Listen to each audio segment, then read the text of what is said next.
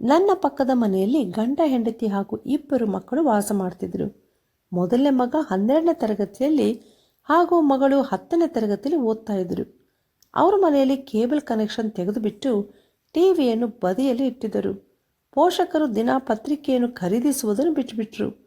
2 ಮಕ್ಕಳಿಗೂ ಬೆಳಿಗ್ಗೆ 6ರಿಂದ ಟ್ಯೂಷನ್ ಆರಂಭವಾಗ್ತಿತ್ತು. ಶಾಲೆ ಬಿಟ್ಟು ಹಿಂತಿರುಗಿದ ನಂತರ ಇನ್ನೊಂದು ಟ್ಯೂಷನ್ ಮತ್ತು ರಾತ್ರಿಯಲ್ಲಿ ಮತ್ತೊಂದು. ಇದಾದ ನಂತರ ಮನೆ ಕೆಲಸ. ಭಾನುವಾರ ಎಲ್ಲ ಟ್ಯೂಷನ್ಗಳಲ್ಲಿಯೂ ಪರೀಕ್ಷೆ. ಅಬ್ಬಾ, ಹೀಗೆ ಆ ಮಕ್ಕಳ ಜೀವನವಾಗಿತ್ತು.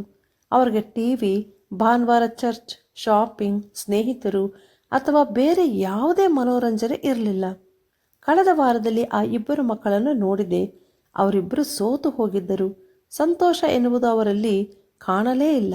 ಕಣ್ಣುಗಳು ಬಾಡಿ ಹೋಗಿದ್ದವು. ಅವರನ್ನು ನೋಡಿ ನಾನು ಬಹಳ ದುಃಖಕ್ಕೊಳಗಾದೆ. ನಿಮ್ಮ ಮನೆಯಲ್ಲಿ ಬೋರ್ಡ್ ಪರೀಕ್ಷೆ ಬರೆಯುವ ಮಕ್ಕಳಿದ್ದಾರಾ? ನೀವು ಆ ಮಕ್ಕಳನ್ನು ಈ ರೀತಿಯಾಗಿ ನೋಡಿಕೊಳ್ಳುವಿರಾ? ಅಶ್ವಬಲವು ಯುದ್ಧ ದಿನಕ್ಕಾಗಿ ಸನ್ನದ್ಧವಾಗಿದ್ದರೂ ಜಯವು ಯೆಹೋವನಿಂದಲೇ ಎಂದು ಬೈಬಲ್ ತಿಳಿಸುತ್ತದೆ. ನಾವು ಎಷ್ಟೇ ಓದಿದರೂ ಎಷ್ಟೇ ಟ್ಯೂಷನ್ಗೆ ಹೋದರೂ ಜಯ ಕೊಡುವವನು ದೇವರೇ. ಮೊದಲನೇದಾಗಿ ನಮ್ಮ ಮಕ್ಕಳಿಗೆ ದೈವ ಭಕ್ತಿಯನ್ನು ಹೇಳಿಕೊಡೋಣ. ಒಳ್ಳೆಯ ಮಾರ್ಗದಲ್ಲಿ ನಡೆಯಲು ಹಾಗೂ ಇತರರಿಗೆ ಸಹಾಯ ಮಾಡಲು ಮಕ್ಕಳಿಗೆ ಬೋಧಿಸಿ. ವಿದ್ಯಾಭ್ಯಾಸದ ಪ್ರಾಮುಖ್ಯತೆಯನ್ನು ಅವರಿಗೆ ತಿಳಿಸೋಣ. ಆಗ ಅವರಲ್ಲಿ ವಿದ್ಯಾಭ್ಯಾಸದಲ್ಲಿ ಆಸಕ್ತಿ ಉಂಟಾಗ್ತದೆ.